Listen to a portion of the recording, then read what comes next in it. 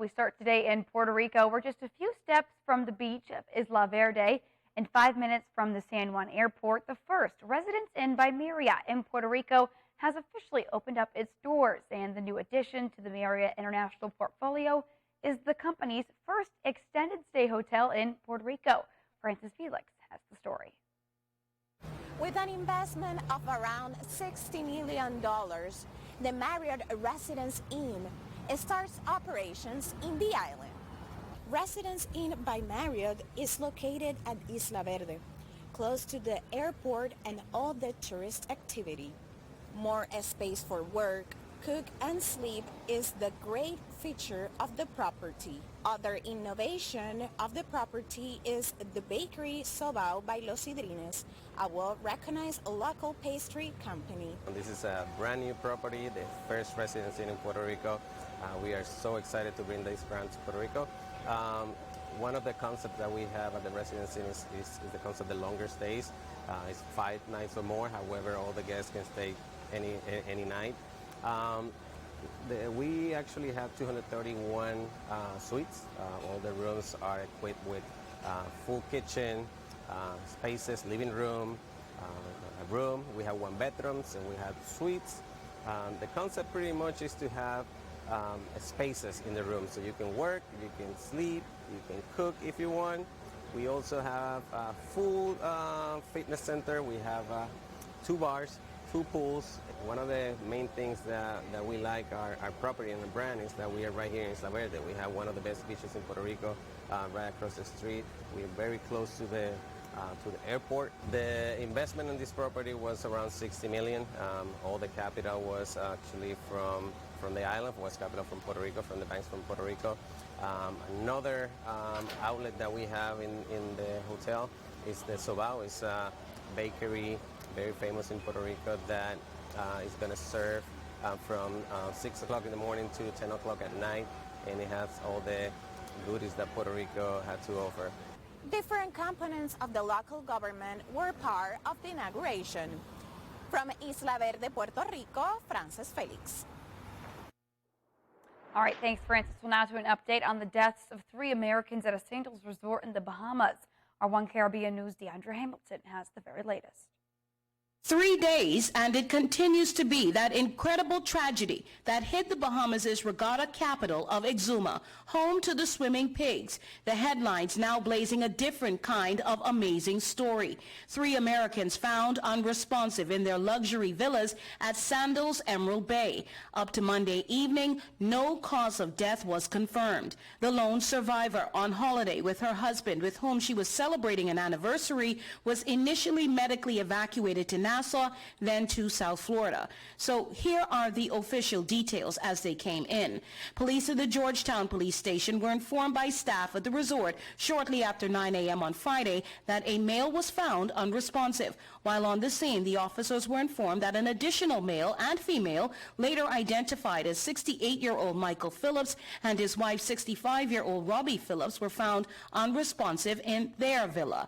Minister of Health Dr. Michael Darville told the Tribune newspaper that 2 of the visitors were treated at Exuma's clinic because they were experiencing nausea. He also noted that the doctor on call recommended that they be airlifted to New Providence, but they refused. The man found in the first villa is identified as 65-year-old Vincent Chiarella from Panama, Florida.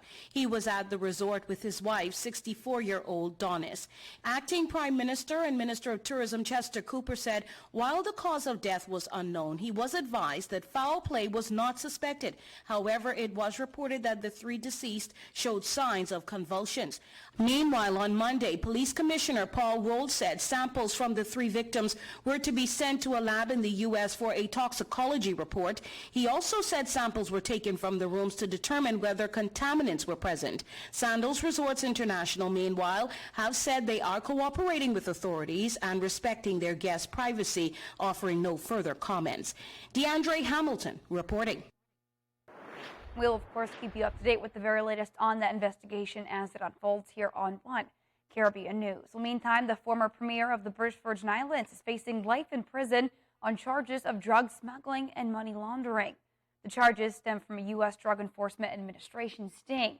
Andrew Foy, along with the BVI Ports Director, are facing charges for allegedly trying to import large amounts of cocaine into the U.S. from Colombia through its ports. They were arrested at a Miami airport just last month. On Wednesday, federal prosecutors filed a 3-count indictment against Foy and BVI Ports Director, Mr. Maynard, and her son, Kadeem Maynard. Foy has requested to be released from prison. His bond is set at $500,000, but his release is on hold because prosecutors appealed the bond, arguing he's a flight risk. Foy was removed as premier just last week. Now he's set to plead not guilty to the charges at an arraignment, which is set for May 25th. In the meantime, the luxurious Hotel Saratoga was set to have a grand opening this Tuesday, but instead it is now ruined behind a pile of rubble. And the death toll from that blast continues to rise.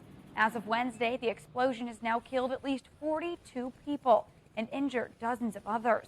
With 80% of the structure now damaged, a multidisciplinary team will soon decide the fate of the rest of the building. Once the rescue and recovery work is complete, a spokesperson for the tourism company that operates the Saratoga said 51 people were working to get the hotel ready for its inauguration, a re-inauguration that is, and 23 of them are among the dead. Executives and maids, cooks and reception desk workers, security personnel, and technicians. Now 3 workers remain missing, believed to be buried under the debris. Authorities have said they suspect the cause was a leak of gas as a tank truck was servicing the building. Rescuers have been working continuously for the past few days since the explosion. In the meantime, Guyana on Tuesday launched 12 juvenile drug treatment courts, which are specifically designed to intervene and prevent incarceration of youth under the age of 18 who commit minor offenses and who are caught up in drug use. The courts, which are spread out across the country, will operate within the framework of several agencies, including the Child Care and Protection Agency.